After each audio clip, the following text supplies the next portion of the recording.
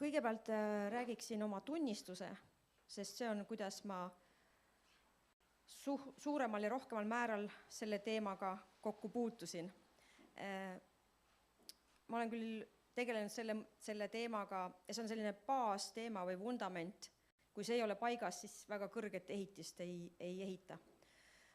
Ja ma olen sellega tegelenud aastakümneid, aga nüüd süvendatult.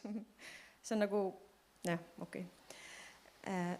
Nii et mõned teavad, et ma olin mõned aastad tagasi puutusin kokku raske haigusega. Surmav tegelikult, agressiivne vähk. Ja esimene 3 päeva, kui ma sellest teada sain, ma ise avastasin selle, läksin uurima.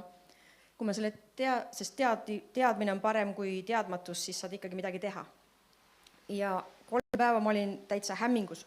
Nii ohtlikuks mind peetaksegi, vau! Siis see kadus ära. Ja tekkisid ikkagi loomulikult ka sellised mõtted, et võib-olla nüüd ikkagi aeg minna. Ja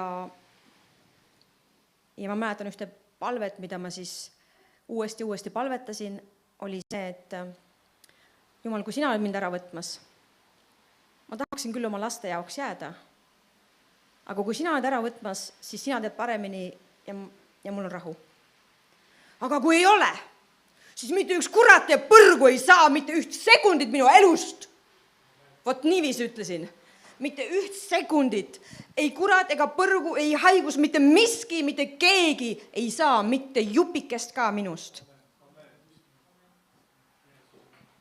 Ja ma sain aru seda, et nii ongi, et minu elu on Jumala käes, meie elu on Jumala käes ja mitte keegi, kui sa ise vabatahtlikult kuidagi ei anna, mitte keegi ei saa seda ära võtta. Aga millega ma siis kokku puutusin? Kõigepealt ma sain diagnoosi ja ma olen selline palvenoine, palvetasin 5 aastat, Tallinnas sain diagnoosi, pidin minema Pärnusse ise. Ma ei läinud, palvetasin ja seisin ja uskusin ja see asi kasvas, mitte ei kahanenud ja see ei tundunud õige olevat. Nii et ma siis otsustasin ikkagi, ja konsulteerisin mõne inimesega ja mõned ikkagi palvetasid ka ja läksin siis ravile. Tegin läbi kiirituse operatsiooni, keemiaravi operatsiooni, kiirituse operatsiooni. Nii et kõik asjad tegin läbi, palvetasin kogu aeg. Aga ma sain aru seda, et mitte keegi ei saa neid mõtteid, sest surmamõte, hirmumõte, kõik need asjad tulevad, see on reaalne. Mitte keegi ei saa neid ära palvetada või ära võtta. Ei pastor, ei ükski Maria Licardio, ei Jumal taevas, selles mõttes Jumal saab kõike. Aga kuna ta austab meie vaba tahet, ta ei tee seda. Ja ma saan aru, et kui mina oma mõtteid ei muuda, mõtlesin, mis ma hüvasti jätu, kirjaks kirjutan ja siis ma ütlesin stopp. Ja ma imestasin ka muidugi seda, et miks Jumal on tervendaja, miks ma siis terveks ei saa. Ja ma hakkasin nägema seda, et minu suu palvetab, ma olen terve, mitte üks kurat ja põrgu ei saa.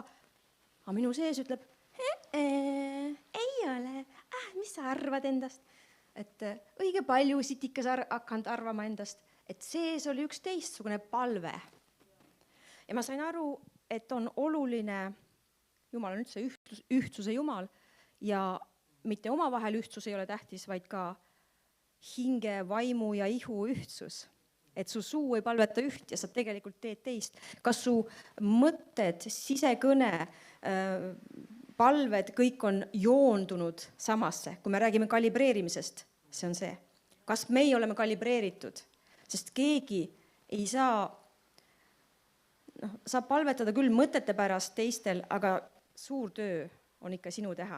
Et ärme aja Jumala kaela, et ootame Jumala, et Jumal muudab mõtteid. Palvetada, kõik see on okei, aga kui sa võid 10 tundi palvetada ja kui sa ei tee ise midagi, sa ei muuda oma mõtteid, siis midagi ei muutu. Ja mis ma siis hakkasin aru saama, õigemini see kirjakoht Jaakobuse 1, 5-8, et seal on see koht, et kahtleb, ärgu arvaku, et ta midagi saab. Ja ma saingi aru seda, et kui mu suu on kindel, aga siin sees on kahtlus, ma ei saa seda. Nii et see ihu, hinge, vaimu ja ihu ühtsus on tähtis. Ja ka mida Regina on meile uksest ja aknast, suust ja silmadest sisse tampinud roomlastele 5, 6, 7 või mis ta seal on öelnud, siis seesama on, et see 8. muidugi on siis nüüd järgmine, aga et need, kes elavad loomuse järgi, mõtlevad lihalikke mõtteid. Lihalik mõtteviis on surm ja lihalik mõtteviis on vaen Jumala vastu. Need on siis roomlastele 8, 5-7.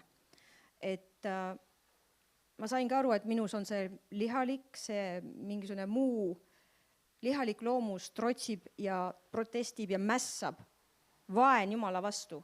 Nii et üks vaen minu sees oli. Ja mõnikord on ka muidugi, Jumal teeb terveks ja mõnikord ongi, et sa pead tegema need ravid läbi ja palvetama ja Jumalaga nagu koos käima niikuinii. Sest näiteks keemiaravis, sealt see kõik nagu hakkaski kerima nagu rohkemal määral. Ma olin keemiaravis tund aega, natuke peale, mul oli piibel lahti ja mul olid oma need salmid, et kui on füüsiline haigus, sa võtad selle vastu rohtu. Kui on vaimne haigus, puudus, siis on selle jaoks rohi. Ja sellepärast ma sain seda keemiaravi, aga ise pobisesin neid palveid või neid palveid ka ja kirjakohti pobisin, ma ketrasin neid, need täpselt, mitte tervet piiblit, vaid täpsed kirjakohad, mis olid täpselt minu jaoks sel hetkel. Ja ma ketrasin neid ja ketrasin iga kord, et ma tegin oma osa ja Jumal tegi oma osa. Nii et see, millest ma tahangi rääkida, on mõttehügieen iga päev. Sest et enamik meist ei pane tähele oma mõtteid. Ja Jumal saab ilmutada või osutada sellele, et sa mõtled valesti, aga ta ei võta ära. Ta ei tule midagi sobrama su peas. Ise pead ära tegema selle töö. Ja päris palju on meil võimu mõtete ja sõnade näol. Nii et see enamik inimesi pane tähele, mida mõtlevad, et mõte tuleb, läheb ja jääb üheks paljudest liikuvaks mõtteks peas ja nad ei saa aru, et mõtetel on tagajärjed ja et see otseselt mõjutab seda, kuhu inimene suundub.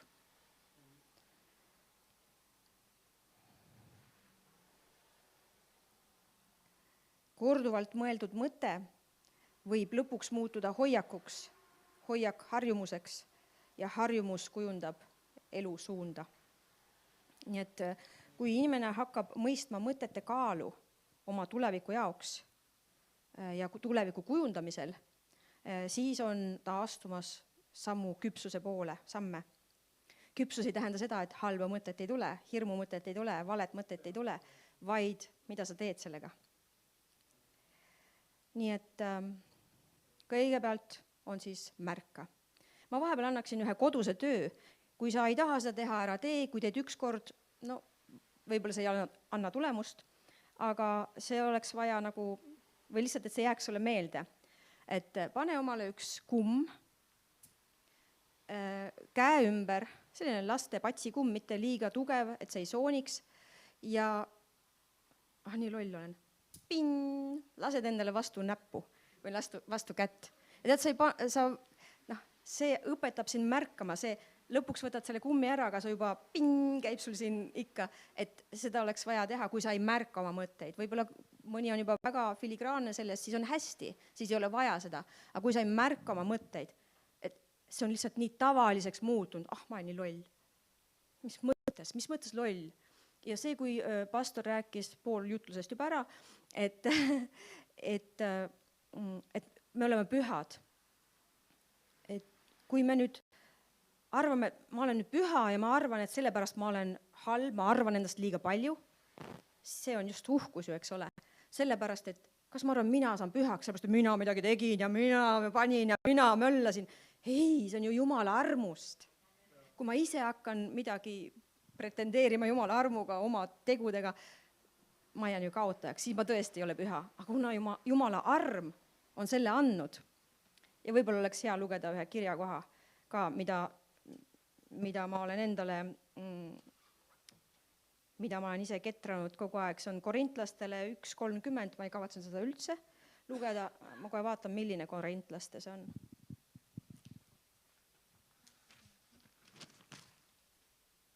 Korintlaste 1.30. Aga kohe ma vaatan, milline. Kõlab nagu esimene võib-olla küll.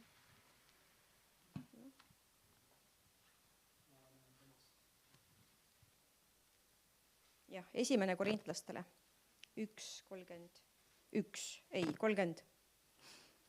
Aga teie olete tema tõttu, Jumala tõttu Kristuses Jeesuses, kes on saanud meile tarkuseks Jumalalt ning õiguseks ja pühitsuseks ja lunastuseks.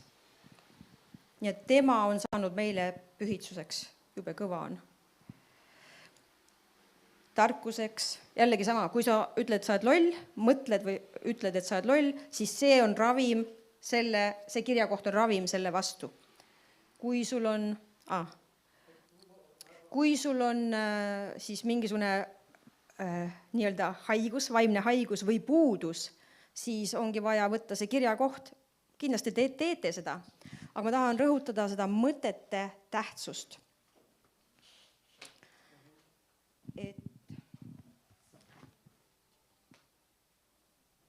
Näiteks Gordon Van Velen on öelnud, jumalatud uskumissüsteemid on need, kui usume enda kohta midagi, millega Jumal ei nõustu.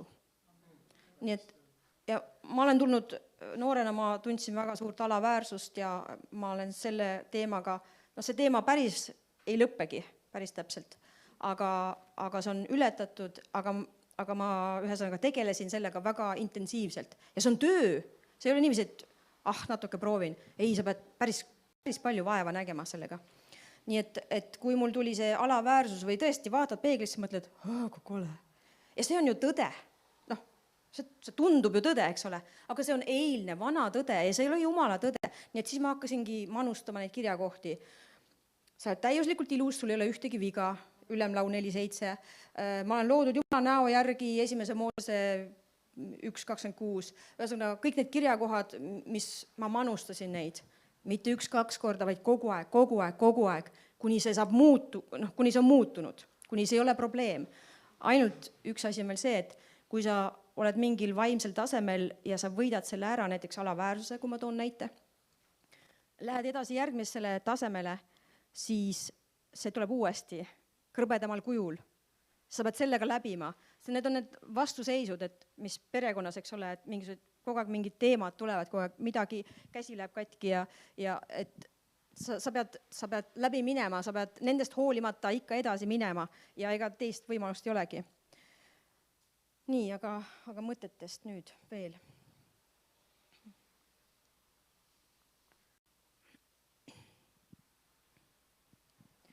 Nii et kui jällegi toon selle alaväärsuse, mis minul oli, näiteks alaväärsus pole tõde, vaid usk valest, millele on antud sinu hääl. Alaväärsus ei peegelda, kuidas asjad on, vaid kuidas inimene usub, et asjad on. Vale identiteedi küsimus. Selle viimase. Alaväärsus pole tõde, vaid usk valest, millele on antud sinu hääl. Alaväärsus ei peegelda, kuidas asjad on, vaid kuidas inimene usub, et asjad on. Vale identiteedi küsimus. Ja Eleanor Roosevelt ütles, mitte keegi ei saa sind panna alaväärsena tundma ilma sinu nõusolekuta.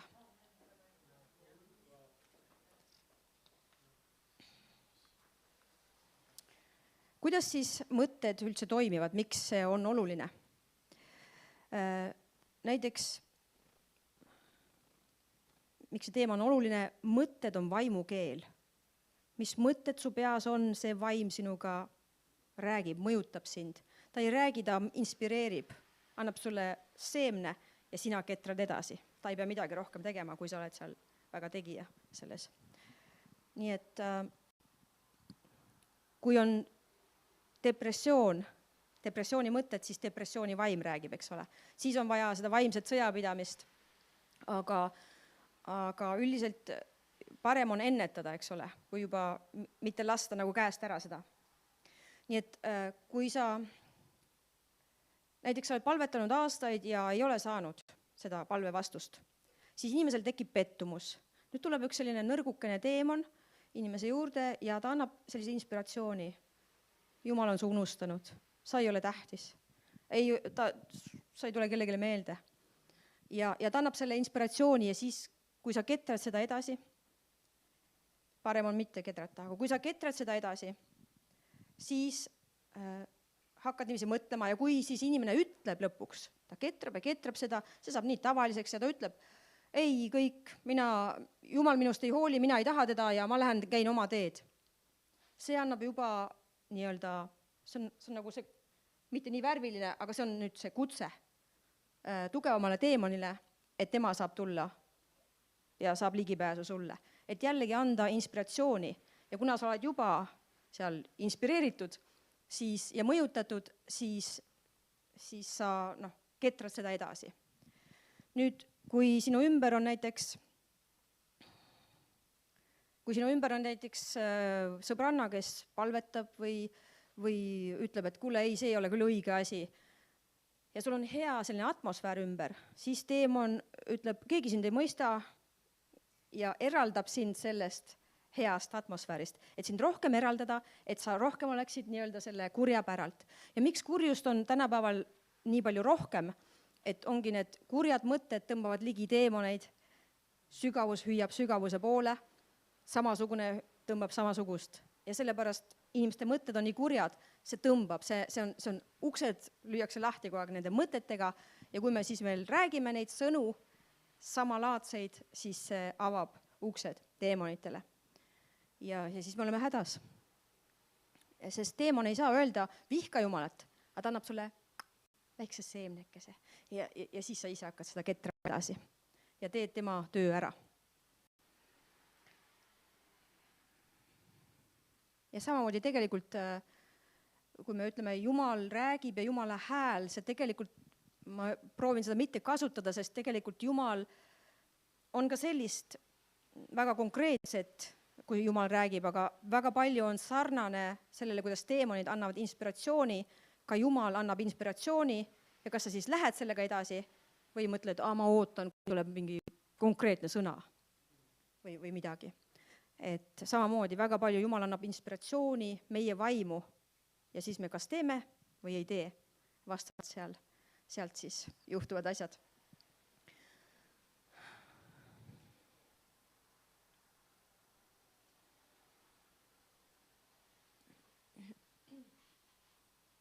Sellepärast ka näiteks, kui teemoneid välja aetakse, see ei ole lõpp, vaid algus, sest et kui inimene ei muuda mõtteviisi, mis selle võimaldas, siis tuleb tagasi.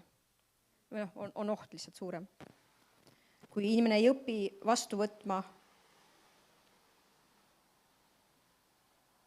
mitte vastu võtma, siis neid kurje mõtteid, kui ei toimu meele uuendamist. Aga vaataks siis seda, et mida siis teha. Selline elementaarne vaimne sõjapidamine on, et sa eraldad ennast mõtetest. Mina ei ole minu mõtted. Mõnikord tuleb siuke rõve mõte pähe. Stopp!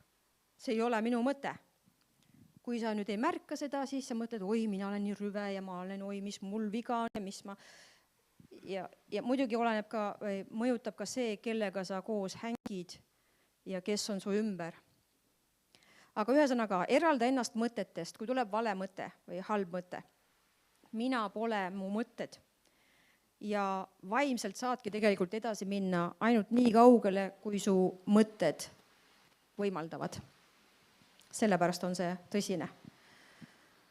Ja see on selline mitte nähtav, eks ole. Teised ei tea, prohvetlikud võivad teada, aga enamus inimesi ei tea, mis sa mõtled. Mõnikord sa ei tea isegi, mis sa mõtled. See on nii automaatne juba mingisugune sõnnik mõte, et sa lihtsalt ei pane tähele.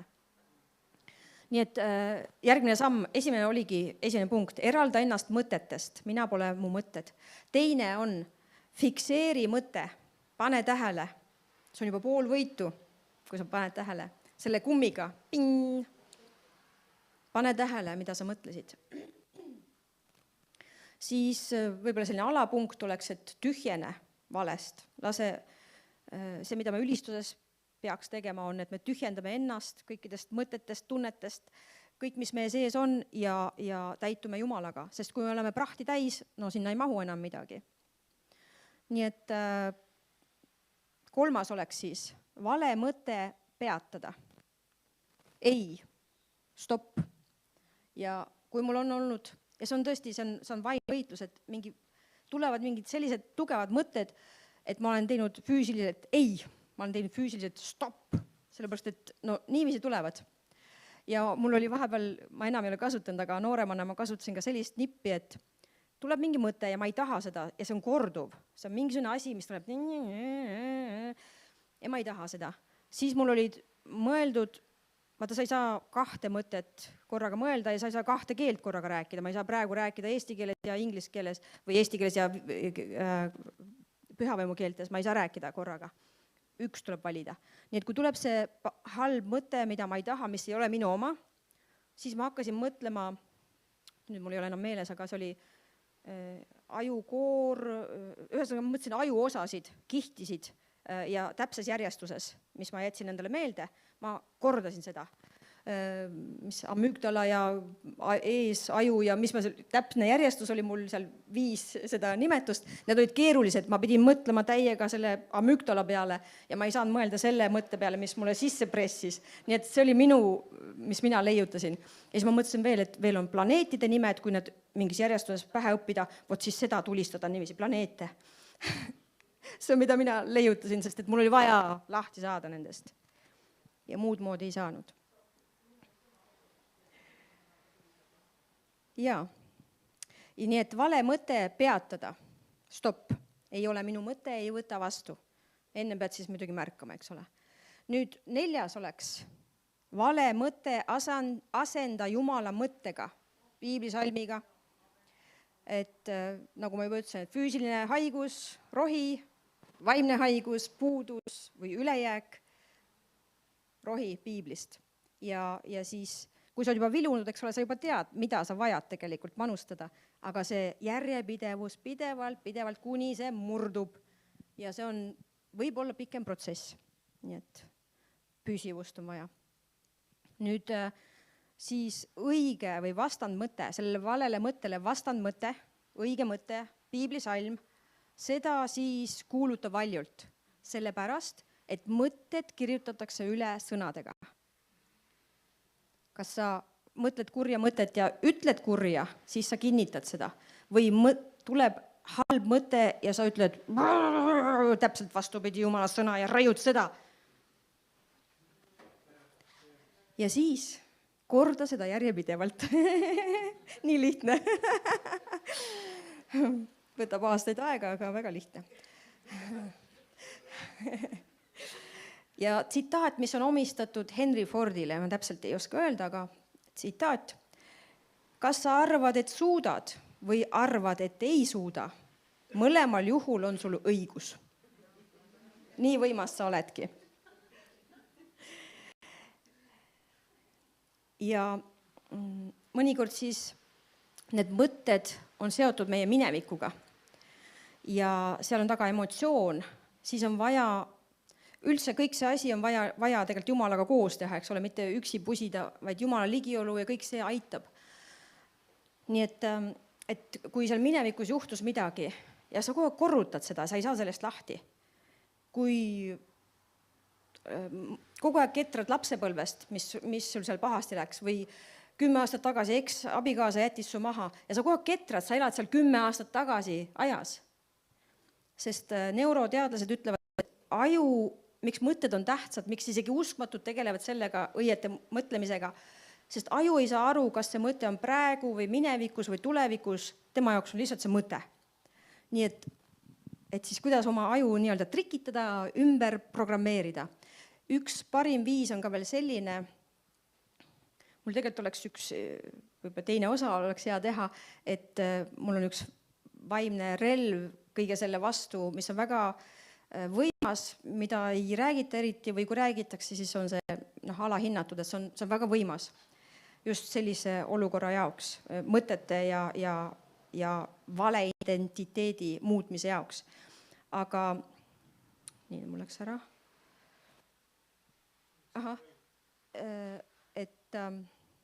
Et parim on see mõtted, kõik mõtted on olulised, aga näiteks kui sa hommikul ärkad üles ja mõtled, jälle üks nõme päev, sa annad oma ajule ühe käskluse, sa profeteerid omale teises vaates, eks ole, sa ütled oma ajule, mis täna tuleb. Ja isegi öeldakse, et ongi, et miks kurat on selles mõttes, see on tema hea relv, et vaatad peeglisse ja tõesti hommikul esimene nägu, et keegi ei näeks.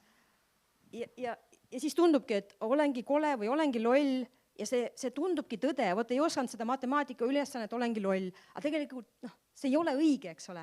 Aga sellepärast on nii tugev, et see tundub nii õige, see hetkel oli nii, jah. Nii et hommikul, kui sa ütled, täna tuleb tore päev, siis neuroteadlased ütlevad, sellega sa annad oma ajule käsu ja aju hakkab otsima, nii, kust kohas on hea päev, kust kohas, mida ma teen, et hea päev tuleks. Ta hakkab otsima, et täita seda, mis sa ütlesid. Nii et sellepärast on siis mõtted ja sõnad tähtsad ja ka see õhtune viimane mõte. Öeldakse ka, et see, mida sa tahad, see, kuhu sa tahad jõuda, et õhtul viimase asjana, kui see teadus hakkab ümber lülituma alateadvuseks, siis mõtle seda, mida sa tahad saada või kuhu sa tahad jõuda, kelleks sa tahad saada. Sest siis jällegi sa nii-öelda programmeerid ennast, kui see ei solva kedagi, selline sõna. Et just see hetk. Et kui sa mõtled, täna see läks pahasti, sa juba jälle programmeerid ennast järgmiseks päevaks, et ongi pahasti. Nii et need õhtu viimane mõte ja hommiku esimene mõte, need on tähtsad. Ja kirjakohtasid väga ei olegi praegu andnud. Psalm 63:7. Kui ma sind, Jumalat, meenutan oma voodis ja sinule mõtlen vahikordade ajal. Psalm 63:7. Meenutan, mõtlen Jumalale. Ilmselgelt me kogu aeg Jumalale ei mõtle, sellepärast vaatame järgmise salmi. Filiplastele 4:8. Viimaks veel, vennad, mis on tõene, mis auväärne, mis õige, mis puhas, mis armas, mis hea kuulda, kui miskit on kiitust väärt, miski on kiidetav. Sellele mõtelge, mul on mingisugune teine tõlge, sellele mõtelge, seal on arvestage. Vanem tõlge, okei. Sellele mõtelge, ühesõnaga, siin on asjad, millele mõelda. Sest asi on selles, mõni inimene tahab väga Jumalat kuulda, aga kui sa oled väga negatiivne ja Jumalas ei ole midagi negatiivset, sa ei kuule lihtsalt. Lihtsalt sagedus ei ole sama. Sellepärast on see oluline. Ja muidugi siis roomlastele 12:1 ja 2, et saage uueks meele uuendamise teel, meele uuendamise, mõtte uuendamise teel, vajalik. Roomlastele 12:1 ja 2. Et ärge samastuge selle maailmaga, ehk siis kus sa viibid, hängid ja töökoht, kus on uskmatud, see ei ole tegelikult paha. See on tegelikult väga hea proovilepaneku koht, aga kui palju sa hängid nendega koos, kui palju sa lähed nende mõtteviisiga kaasa, see on juba teine tera. Number 2 ka. 12:2 ütleme siis, see on see põhisalm vist.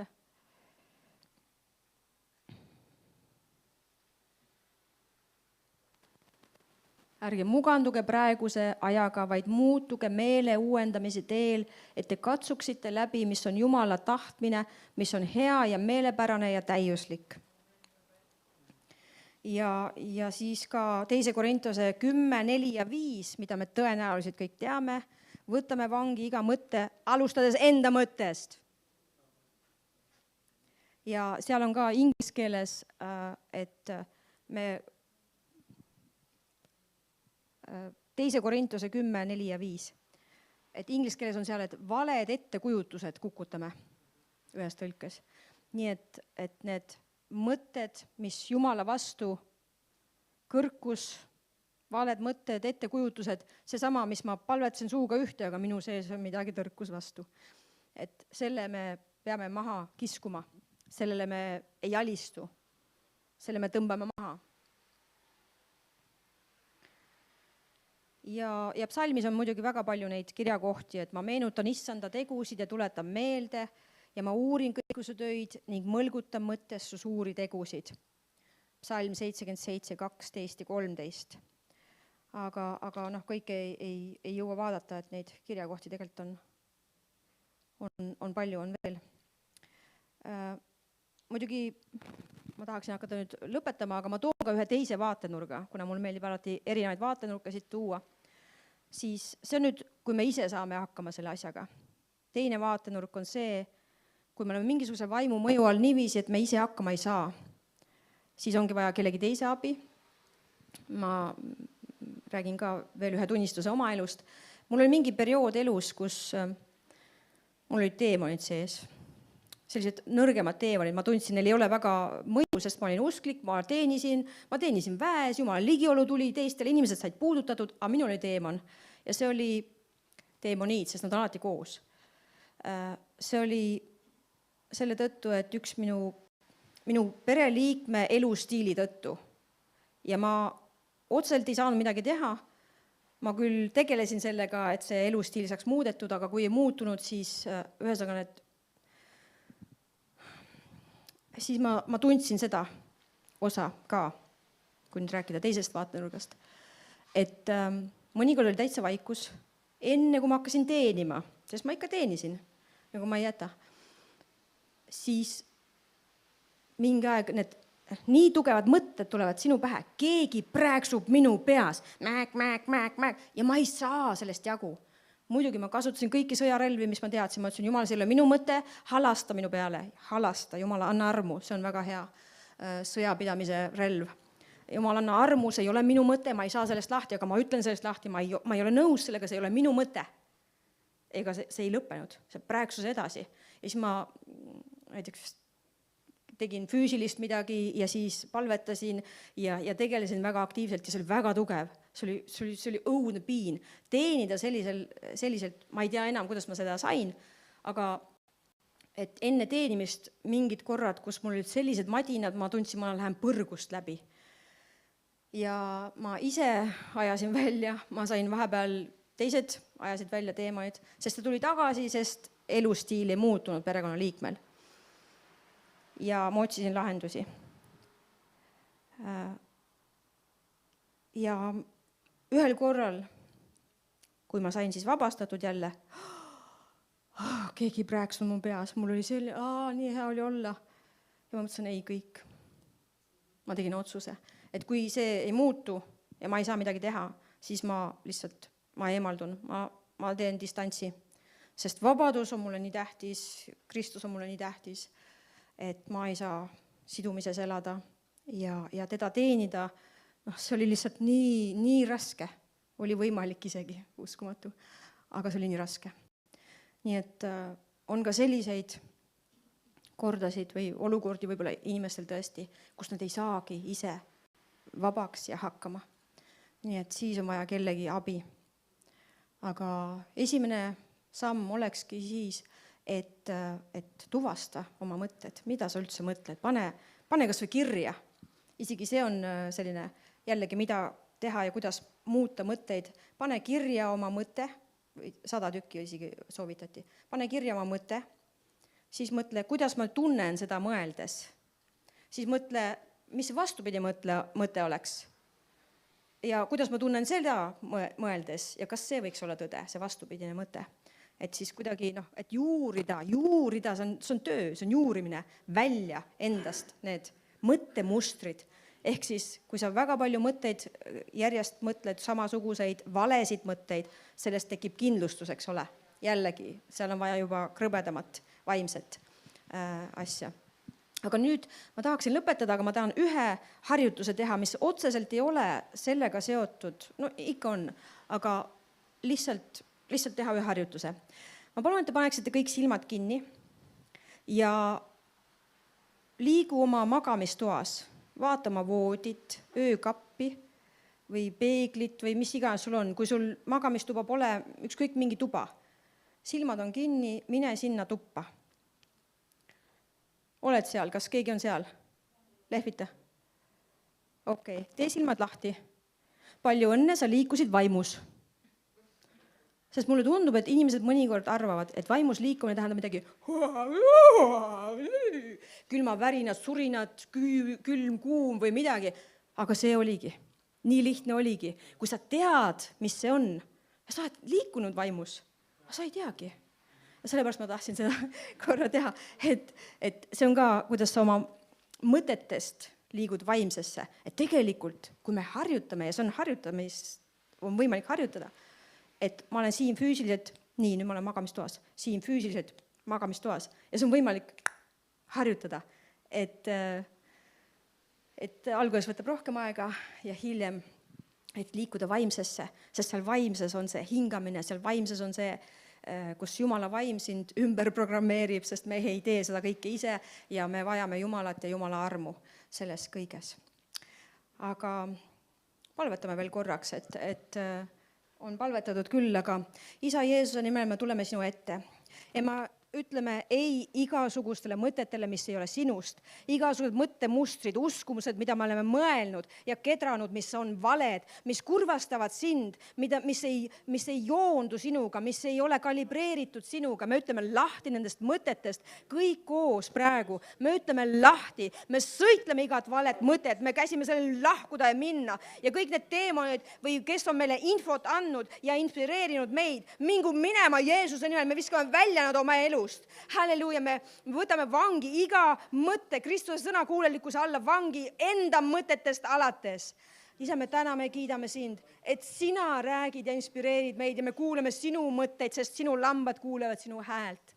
Tänu ja kiitus sulle, et tänasest päevast, me oleme sellega tegelenud ja teinud, tänasest päevast kõik on muutunud ja sinu arm on suur selleks, et muuta, et saada, et see meeleuuendus läbi teha uuesti ja olla sulle meelepärane ja et kuulda sinu häält, et valed häält ei kuuleks. Tänu ja kiitus sulle. Ja me täname, et ainult pühal vaimul on legaalne õigus meie üle, ümber ja sees ja kõik teised hääled peavad vaikima nüüd. Halleluuja. Tänu ja kiitus sulle. Tänu ja kiitus sulle. Me alistume sinu alla. Alandume sinu alla, ka kõik valed mõtted, mida me oleme mõelnud, mis tunduvad tõde, aga mis ei ole. Me alistume, alandume, saagu muutuma see osa meie elust. Et sina saad meid kasutada, et me koos sinuga lähme ja suudame. Et kui olukorrad ütlevad, ei suuda, siis meie ütleme, suudan küll Kristuses, mitte ise, aga koos Kristusega suudan kõike. Tänu ja kiitus sulle, Isa. Me täname su armu eest, mis on nii suur ja me vajame maksimumkoguses seda, sest ilm on kuri. Ja me ise oleme kurjad. Tänu ja kiitus sulle. Me ütleme lahti sellest igasugusest kurjusest, sellest liha meelest, liha kurjusest, mis meie seest tuleb. Me ei saa seda ära palvetada, aga me alistame selle, me lööme selle risti. Halleluuja. Tänu ja kiitus sulle. Tänu ja kiitus sulle, et sina oled hea ja annad häid mõtteid meile. Tänu ja kiitus sulle. Tänu ja kiitus sulle. Halleluuja. Amen.